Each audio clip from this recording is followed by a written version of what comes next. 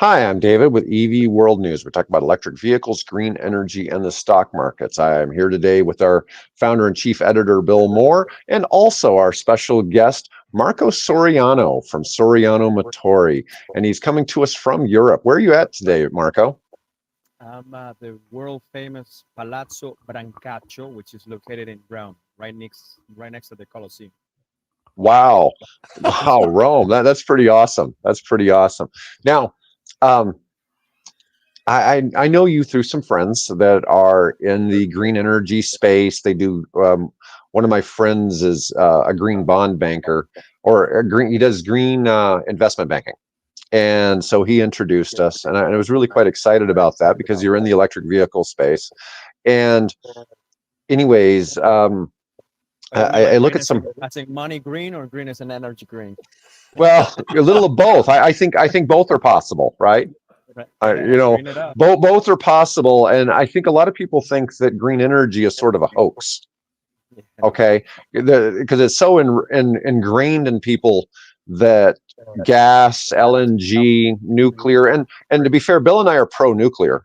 Okay, if Yeah, it me makes too. sense, Me but too. um, you know, it's interesting to see the disinformation. Everybody thinks solar, so much of the population thinks solar is a scam. They think wind is a scam. They think electric vehicles are a Chinese method to infiltrate our society. Of course, this is coming from Americans, right? And I realize you normally live in the United States, but Yeah, I do. it's still, There's a lot of misinformation, a lot of superstitions, a lot of I Yeah, like engines and grease and noise. I get it. yeah. yeah. So it's a different look on how some of that plays, but you are a very unique individual in that you're part of the Soriano family. And my understanding was over 100 years ago, was it your great grandfather or great great grandfather? No, no, no. Grandfather. Grandfather. That was engineer, mechanical, electrical engineer, who basically, as you know, it took us about 1,000 years from go to horses to cars, and he was part of the pioneers of the time in the late 1800s, and then towards Wow. 1903 is when we started fabricating basically the very first cars in the world. The likes of Ford, Chrysler, Cadillac in the U.S., and we were in Europe doing the same. So Excellent.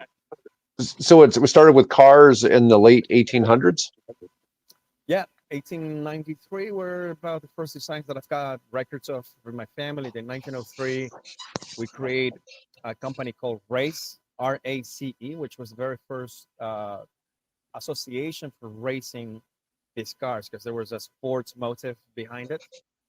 And in mass production didn't start until like 1907, 1910, and so on. So with the Soriano Pedroso, which was the car that we fabricated, was being made in the south of France in Biarritz and also in Paris at the time.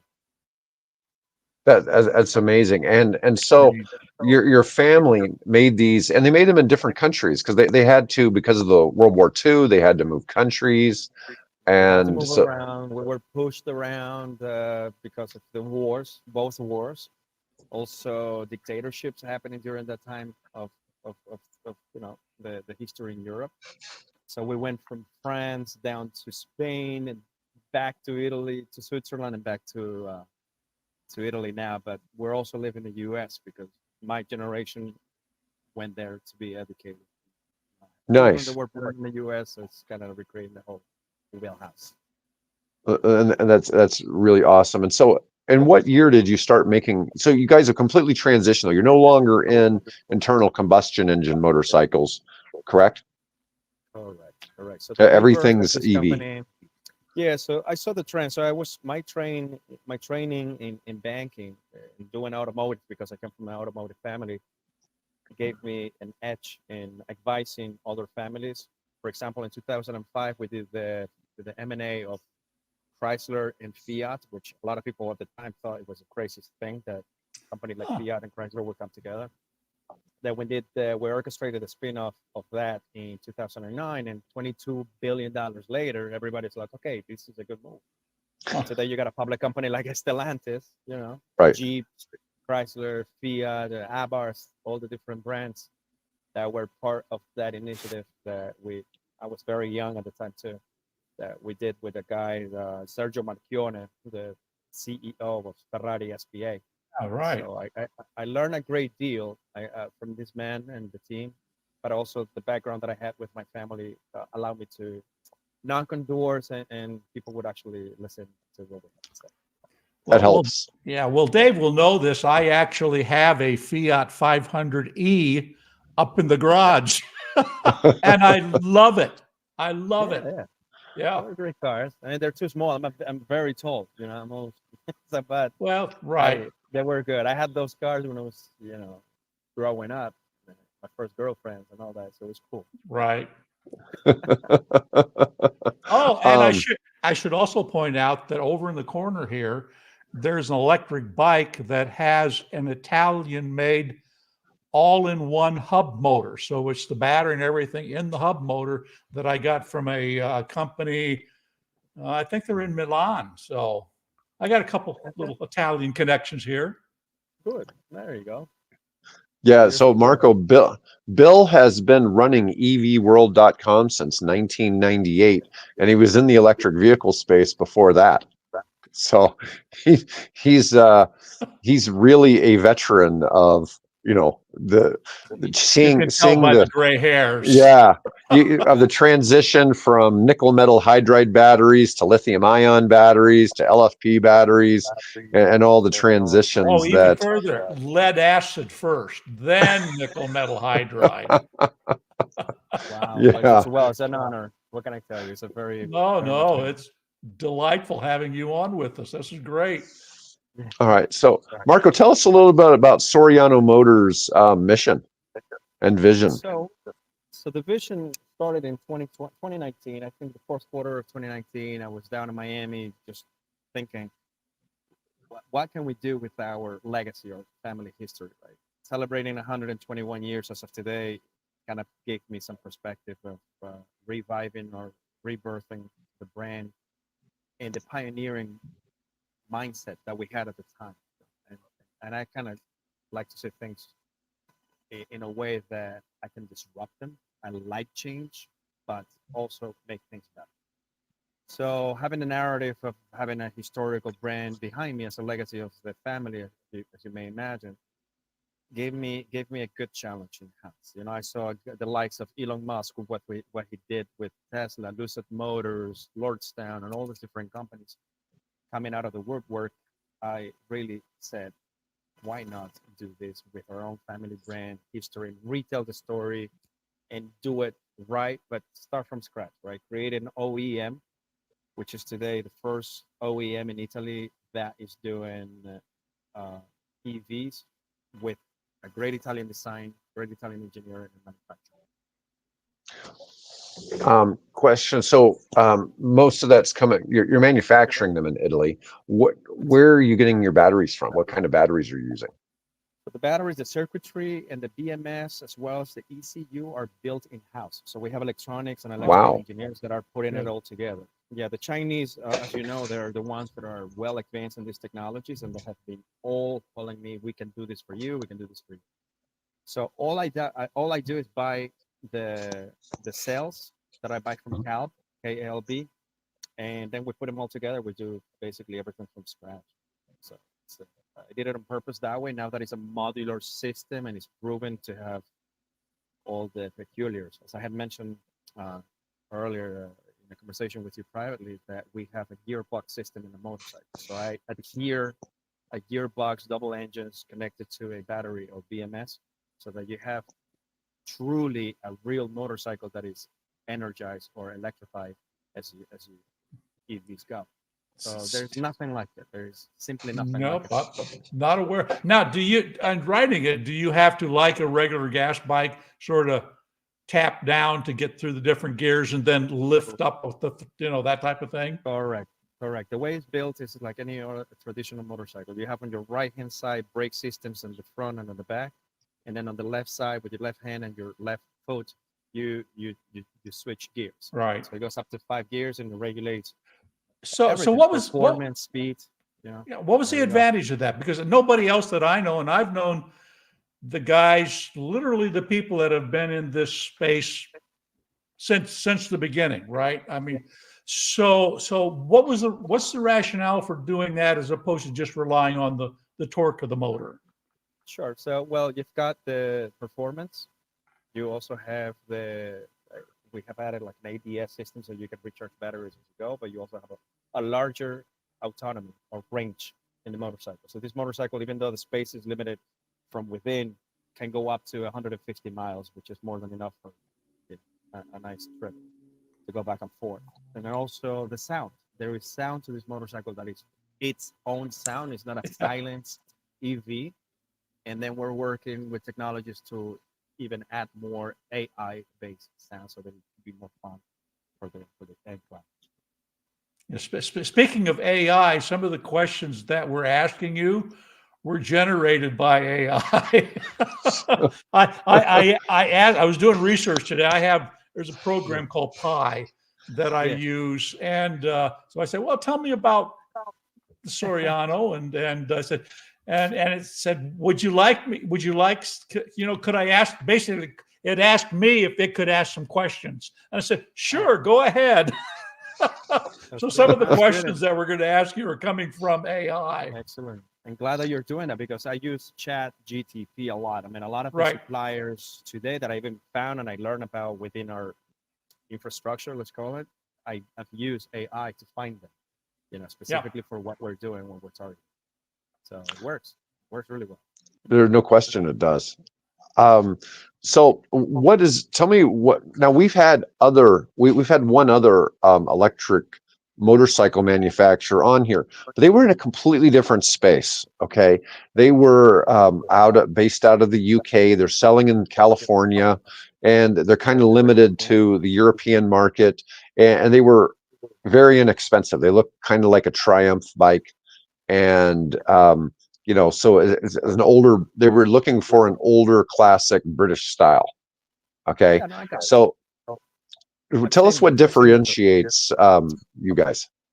Number of things. Listen, anyone who knows motors or motorcycles can allocate a supplier, most likely China, because this is where all's coming. And all you got to do is put it together and boom, you have a motorcycle. Here, what I've done is create a brand new category. It's its own typology. It's its own type of motorcycle. Looking at it from the fork system, which is excavated from aluminum titanium. If you look at the very front of the motorcycle. Oh, nice. There is not the stereotypical standard industrialized telescopic system that, is part of your suspension or shock system. So we adhere this in order to maintain the DNA of what was created back in the day, 1930s, by my grandfather. So this bike has a lot of symmetries and a lot of identities from what he had created at the time, which was, groundbreaking because there was no motor cycles. There were bicycles, but there was no motorcycles. And there was, the beginning of this business. Ducati came later, Moto Guzzi, Vespa, Piaggio Group, you name it. The only person that I can think of was Harley Davidson, which was a whole different typology. Right. So it's a creation of something new, very handcrafted, artisanal approach, and then the tradition meets innovation sort of approach is what makes it extremely different. And you can see from the lines, but also its own utility. Bespoke, 100%. So we're in a very different price range on these, but in all fairness, I think you're in the 40,000s in the United States. Actually, is that about right? Right. 50,000. So it's more. So B2C, the B2C client who buys directly from the manufacturing plant will get that price. But as we're growing, and right now I'm very happy to say it, we're just signed with McLaren USA to become our distributor for North America. Oh, there you go. Nice. So the price point that is going to go to market now that we're going to a B2B model will be 80 to 100 grand. Nice. Yeah. That's a bespoke bike, all right. Exactly. Yeah. Exactly. That sounds like a good arrangement. So McLaren dealerships will be pushing it. McLaren dealerships, Rolls-Royce, Koenigsegg. I mean, these guys are basically all over Canada and US, North America. We just signed. So So 2025, by the second quarter of the year, end of the second quarter, you're going to see Soriano motorbikes all over the states, and I'm very, very happy about this. That's nice. That's nice. So what's the plan for production in terms of volume here? Is it going to be just strictly custom? So you're going to, I think Cadillac is introducing that with one of their high-end models. You're going to work with the customer and get the bike, the way they want within your design parameters, obviously. Sure. So the initial phase was to do that, right? To create a customization approach where I call 50 of my best friends and they're all gonna buy it because they're my pal, right? And they're gonna support me. And that worked up until now. And then meeting McLaren goes to me, well, we need now I need 1,000 bikes. And I said, hold on a minute. Let's talk about this, because I need to now align my suppliers. I need to talk to Brembo. I need to talk to Pirelli. I need to talk to Marchesini, all the big players in the environment, to let them know what's happening. So this is why I'm in Europe right now, taking on these meetings directly with the CEO, so that we set up a standardized and industrialization plan. So we're gonna have a 20-year contract, and I can talk about this officially because it's not. Okay, a 20-year contract with them, where a minimum of 1,000 motorcycles will be purchased every year, and I'm pretty sure the demand is going to grow. This guy's made $3 billion last year in annual sales alone. So we're with the big players, and I'm very, very excited about this chance. That's amazing. That's amazing. And always wishing you the best of luck with this, because, we need good EV success stories. And there's a few things, and you and I discussed this a little bit, and I sometimes explain this to Bill. In the private equity space, when we're looking to put investment in a business, the money is always, do we believe this investment can make money? And the other two is, do we believe the CEO can execute? Okay, yeah, for sure. And that's. I'm the dictator in this company. There's no doubt. Well, So you're the El Duce over there, right? El Duce for sure. That's what they actually call me internally, and I overheard it. And I immediately called my wife and I said, they call me Mussolini, honey. And I said, that's good. Well, you're probably. Oh my! Yeah, but there's a cultural. I like to, there's a cultural barrier here too, that sometimes it's hard to understand being in America. Now, I study in the U.S. since I was 14, but my mindset is extremely American when it comes to getting things done. The dynamics of it. In Italy, it's more laid back, and the lead times tend to take longer. But the reason that is just because they really are perfectionists. I mean, you're not gonna make a Ferrari, and then put a Tesla next to it and say they're the same thing. No, absolutely. So it's a bespoke approach, artisanal approach, that it's the reason that it justifies the premium price of it, and then everything else that we discussed. Yeah. Well, let's talk about your engineering, your team, and did you bring them in? What's their history? Have they built race bikes, or Yeah, who are the tinkerers behind this? Well, thinkers, this is the vision. I've got engineers that have worked for all the big brands. 5 years ago, when I presented this on the table of engineers, I told them, I want to create an EV motorcycle. They said, okay, fine. Yeah, but I want to resolve the problems that we have with EVs. And they go, what? We need an engine. We need a double-headed engine. So, okay. But we need a chain. Okay. And they say, well, we also need a gearbox system. They go, whoa, why? I said, because a gearbox system offers you that transition that a traditional motorist is looking for. Otherwise, you go from that to throttle, and that's made as well just buy a moped and have fun with it. So they say, okay, we're going to work on this. And then I said to them, well, yeah, we need to also be able to customize this motorcycle according to what the client wants. Based on colors, calipers, we need ABS system, we need fast charging. And this guy just started like pulling their hairs like this. What the hell is this guy's all about? And the reason was because I'm myself a motorcycle rider, and I saw what we have been flooded with in our markets, which is extremely poor, low quality products, which are causing fires from left to right. And Yeah. cheap battery system. So this is why I didn't want any of those companies to do anything other than just give me the sale. This is what you do. I'll take care. So our technology as of today it takes up to 32 amperes on a level 2. It goes 0 to full charge in 5 hours, which is normal standard with an adapter in any type of infrastructure recharge point or charging point. Okay. What I'm looking to do is increase this to 80 amperes.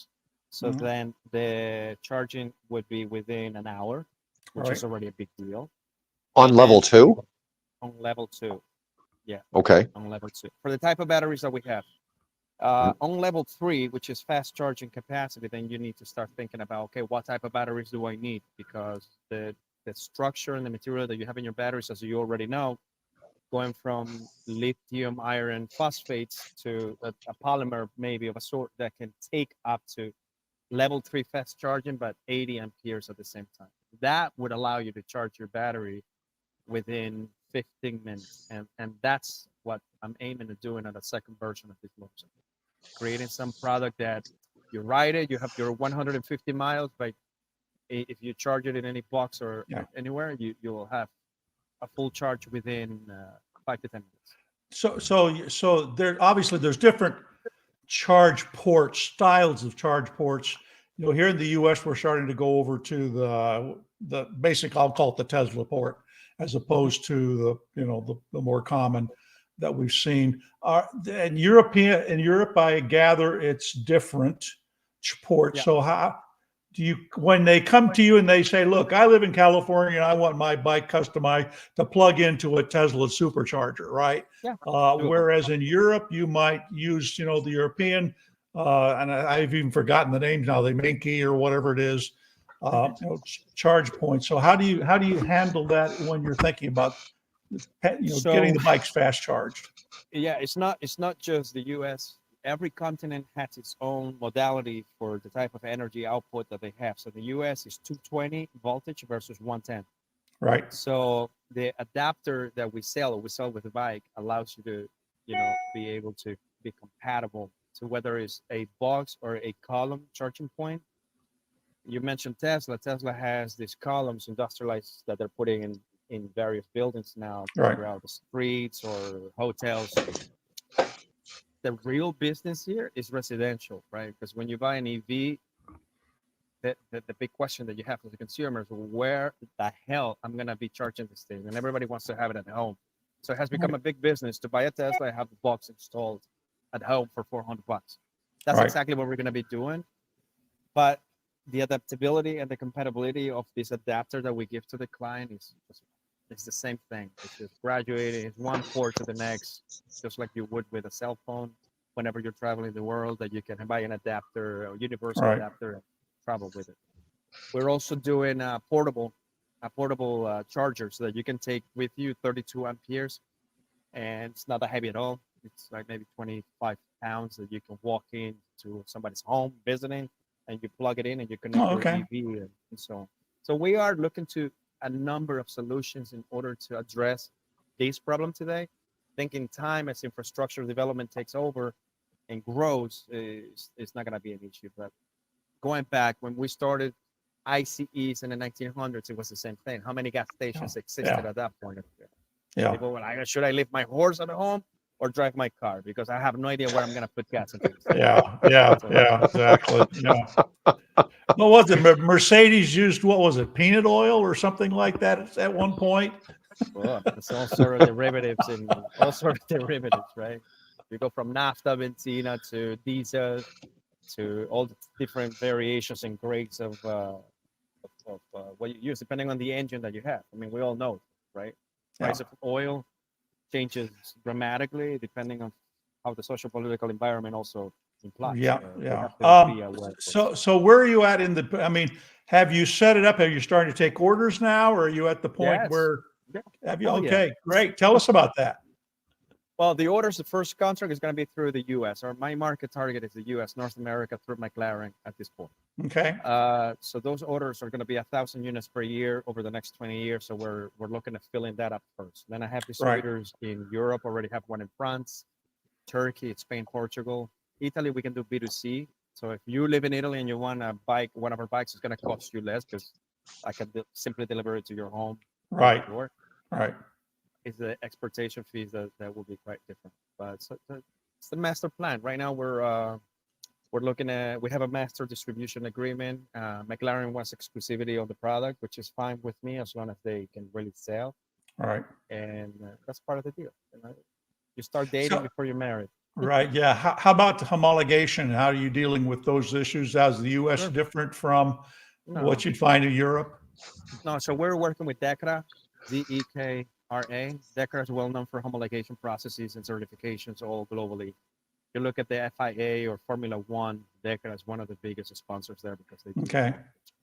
So the testing in really in EVs, as you already know, it's magnetic fields, your interruption. So how do you impede your motorcycle from being shut down from an EMP unless you're going to worry and that's what happens. They can shut down your vehicle. But other than that, the engines, the warranties, and everything that we're manufacturing are typical 2 to 3 years from our own manufacturers Okay. and clients.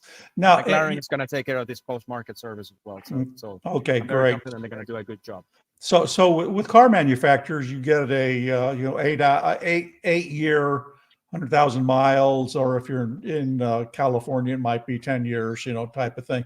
What are you guys offering on your warranty system? 3 years. So the battery system's 3 years, the engine system 3 years, the gearbox system 3 years. We're not doing 8 years because we're first to market, and I don't know how we're gonna be able to upgrade and update the systems from remotely, Right. which may help.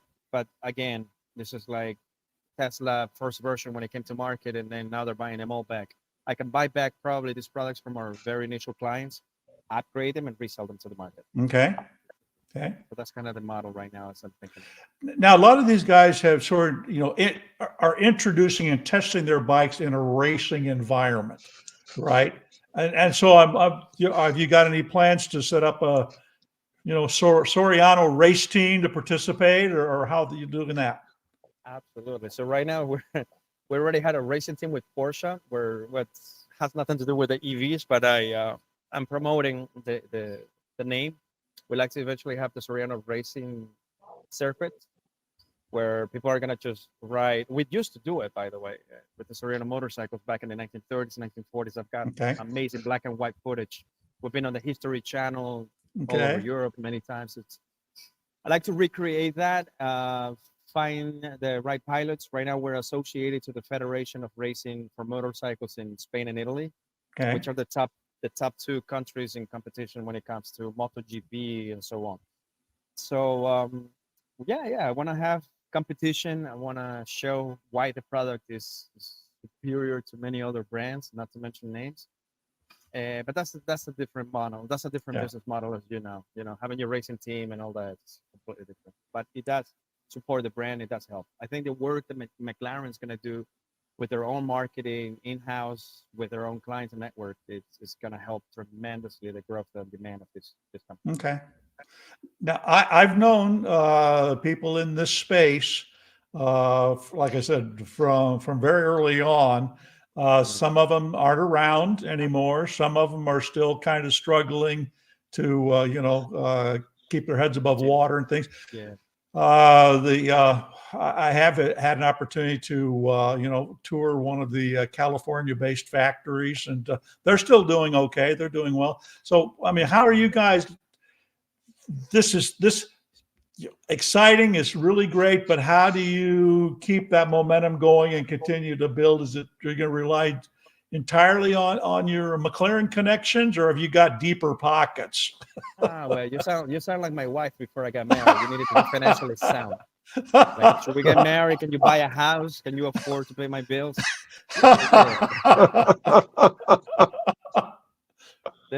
Listen, I'm a financial guy. I'm a business. I'm a banker. So as long the U.S. approaches, you have to have at least enough money in your pocket for the next 6 months to survive, whether something happens.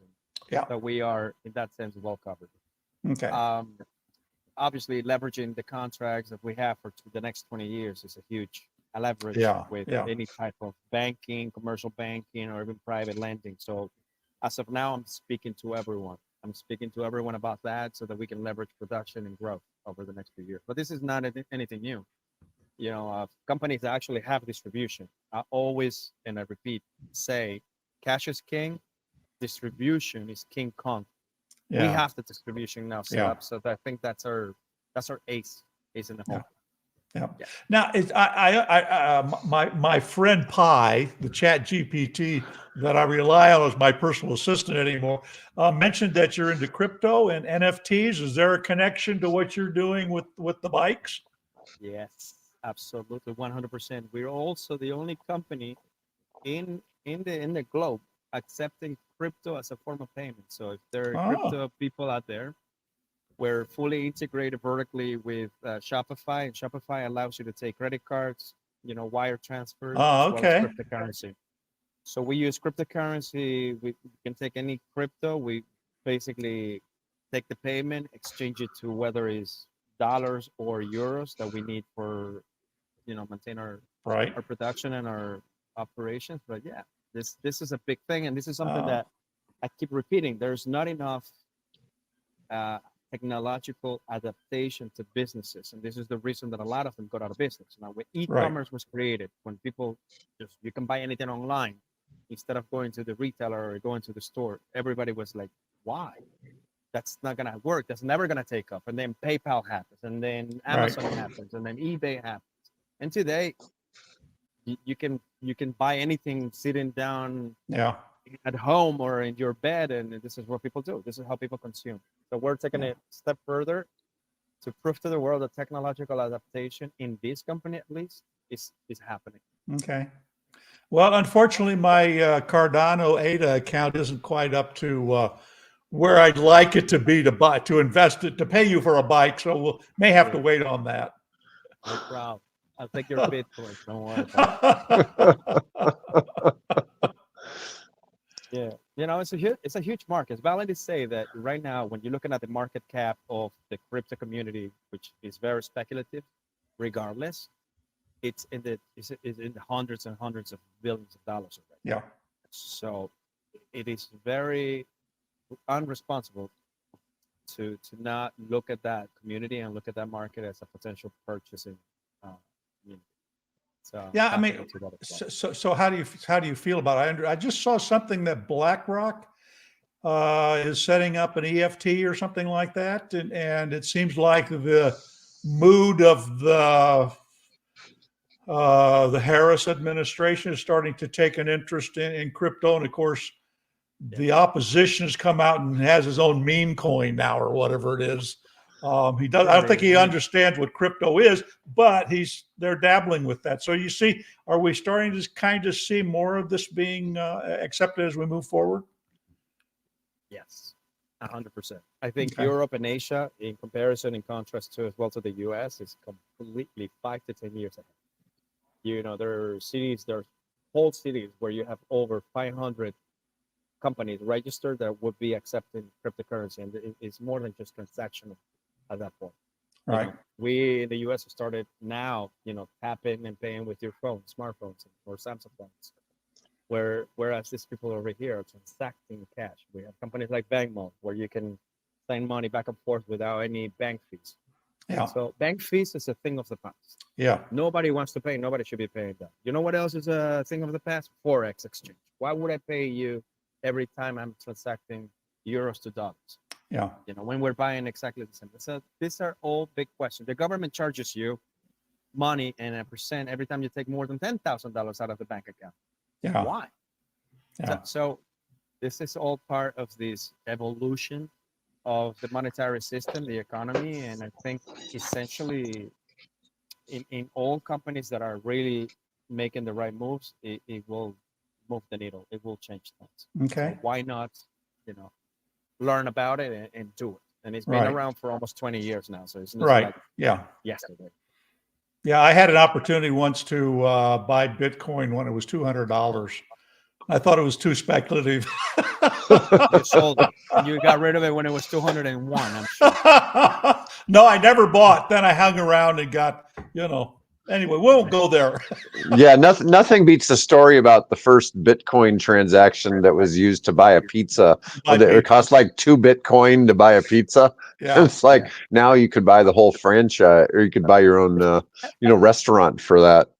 You know. Man, I met a lot of, I've met a lot of these crazy people in the world, crypto guys. They go around with sandals and they look dirty, and you're like, what the hell? This guy is a billionaire. Okay. Yeah. I met a lot of them, so Yeah. it's all possible. Here's a fact. It is understood that in the next 10 years, about 75% of the companies publicly listed in the S&P 500 will be dropped. And the reason that is because there will be dropped from the S&P 500. 75% of these companies. This is research all throughout the banking system. The reason that is because technology changes so quickly that big corporations are too bureaucratic to even adapt to it. Fascinating. Yeah. One of the most recent cases was Toys R Us, right? Toys R Us went out of business. Why? Because they didn't have a good e-commerce system. Now you go to Walmart, you go to Costco, and you'll find toys. You can buy toys for your children. Yeah. Or any other CVS. This is the market. So either people are seeing the technology and the trends and patterns and they're going for it, or they're not. The end consumer will always find it no matter what, because they need it, they want it. Now, I understand you're also looking at or doing electric bicycles as opposed to electric motorcycles. Is that true? Scooters, bicycles. I'm projecting all sorts of stuff. Even a car. Right now, I'm working with a large group. I can't say the name yet. Okay. Official, but we're working on a car concept. What I would like to do, and I can say this, is I like to bring back the 1926 car that we used to make, which is a classic Bugatti style car. Okay. If you look up Soriano cars, you'll see this model. It's actually one of the biggest collectors in California that I met through the Peterson Museum, and I can photo scan this car and remake this, but also create a modern car. So I like to bring to market the old classic Soriano and the modern classic Soriano. Oh, cool. And sell that for the two cars for the price of one. Obviously, the price tag on this is going to be very sexy. Yeah. I want to see somebody bring back the Auburn. There you go. Yeah. Well, is this it? Is this it, Marco? That's the one you can see. Yeah, that's the one, the black one. It's it. The black one that you see there is the one that I want to remake. Down the corner. Okay. Oh, yeah. That was a race car, right? It's a race car that we made for the very first competitions in Monaco for Le Mans. Oh. Yes. Hey, speaking of Monaco, I have an acquaintance of mine named Gilles Pasteur who had gotten into motorcycles and things. Do you know that name? No, unfortunately, I don't. So okay. Ask him if he knows me, though.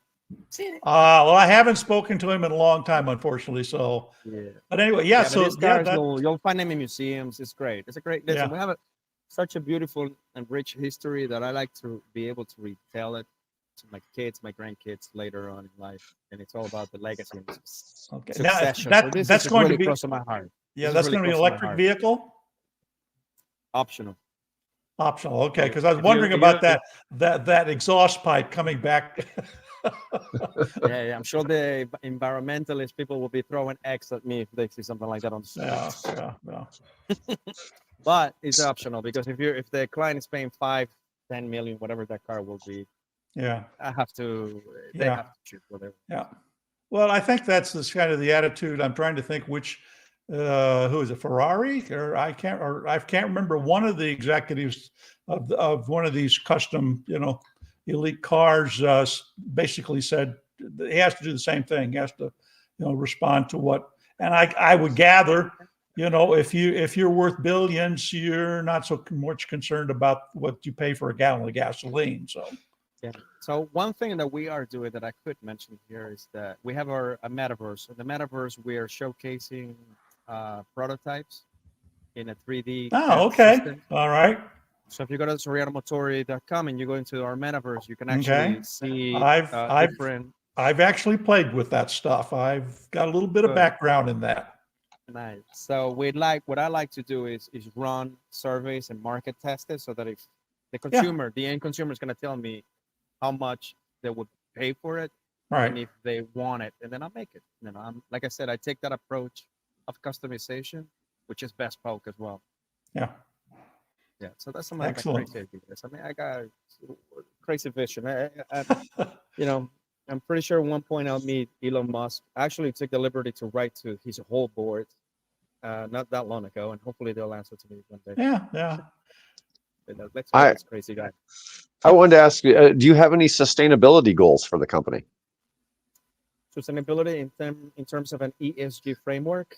Mhm. First of all, listen, when it comes down to this, it's educating people and explaining to them what that actually means.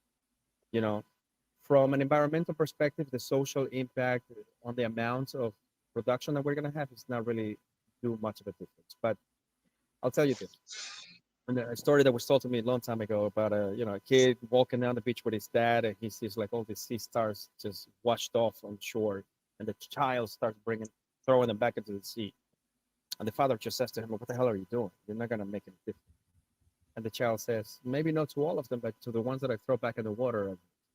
And that's my attitude. You know, I may not be the giants of the industry, but as a small guy, I can influence the few, and I think that's enough for me to be happy about what social impact or investment impact we are making. All right. So when do you expect your bikes are going to be available in the United States with McLaren? Gonna go to Charlotte, North Carolina. Just letting people know. We're looking at June, July, August deliveries at this point. 2025. 2025. Okay. 2025. Yeah, not right away. But we do have a couple of them out there and circulated in the United States.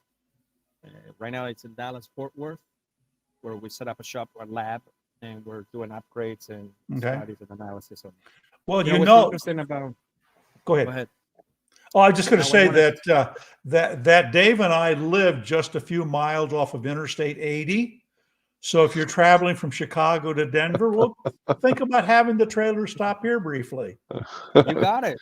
You got it. Right now it's in Dallas, Fort Worth, which I love because the culture there, as you know, is very cowboyish, big cars, big noise, and you look at an electric motorcycle and everybody stopped by and like, what the hell is that you got here, man?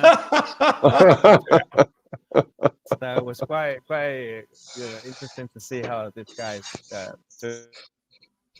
and they gave me some really great feedback, so that's always good. So good.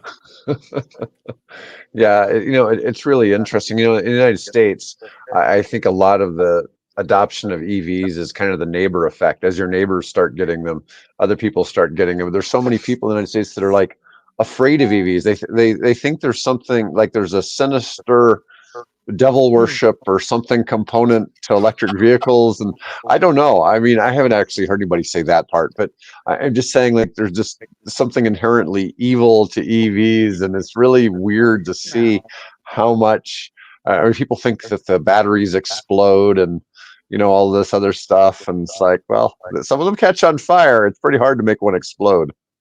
Well, this is why I'm big on quality control, and this is one of the reasons that I'm doing this in Europe, because here high quality control is extremely important, and we internalize a lot of the procedures and the processes so that we can have high eyes on everything that we can, all right, as much as possible. Part of the liability product insurance, let's talk about that, because that could be extremely expensive. It's that they understand that we have safety guards on everything that we're producing, and that when they do the underwriting of an insurance product for us, for every product that we have got, it's part of the conversation. It's one of the very first questions that I have. If my product was made in China, I would not even bring it to the United States at this point. No, that it really is a cool thing that it's Italian made, and that you're doing pretty much everything in China. We had Bill and I are kind of really lukewarm about hydrogen, and Toyota Mirai is sold at such a discount currently that units in Ukraine have been buying them and turning them into bombs, and they've been turning them into motorized remote controlled car bombs, and apparently the hydrogen helps with the detonation. And it's really funny. It's like EVs aren't exploding, but people always try to tell me, but what about hydrogen? Hydrogen's going to take over, and it's like, No, hydrogen no. cell. Listen, you're looking at hydrogen cell fuels and the whole that whole industry, which is, people are talking about it from a family office perspective. Is that who pollutes the most in our mobility environment or industry are the airplanes and the cargo ships, and even the truck trailers. When you're looking at a motorcycle or a bicycle, Yeah. the application of hydrogen cell fuels to these items is not really too much. But when it's more available, definitely I would look into it. But right now, it would be too much, too expensive for us to even consider it. No, I know. We're not excited about hydrogen at all.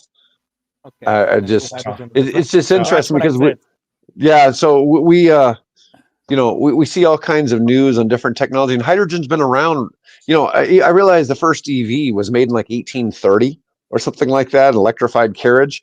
But as far as years on the market in modern times, hydrogen's been around for a while, and it just Yeah, it was easier, right? It was the oil rush that were found during the time, fossil reserves and all that. I think that a good process of desalinization was also presented back in the 1800s, which from my research, I've learned. But desalinization, like taking salt water and transforming that into bottled water into energy, it takes a lot of energy. Yep. In New York State, even though we have the Niagara Falls, which fits into the hydraulics or the hydroelectric plants, it's still a very expensive thing to do. So economics and political will at this point is really part of the whole process. Yeah, whenever we hear people, like we're pro-nuclear, but unfortunately the economics of nuclear isn't great either. And it's a challenge to put all that money into it and make it kick out, electricity on the far side after that enormous investment. Plutonium, uranium. I'm gonna say, you want me to start building like Back to the Future cars? No problem. Basically, where you're gonna end up. You need that blender in the back of the car. Yeah, that's right. Yeah. Well, anyways, I'm pretty good, I think.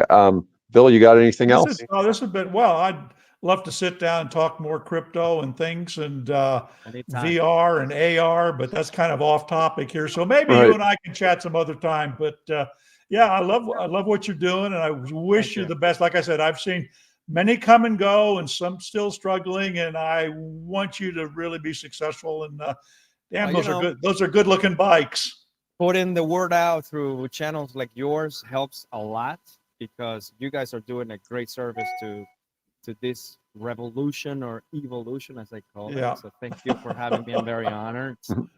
And then retelling the story, just educating people. It's not just about the numbers; it's about the vision and the people behind. Right. Yes. Yeah.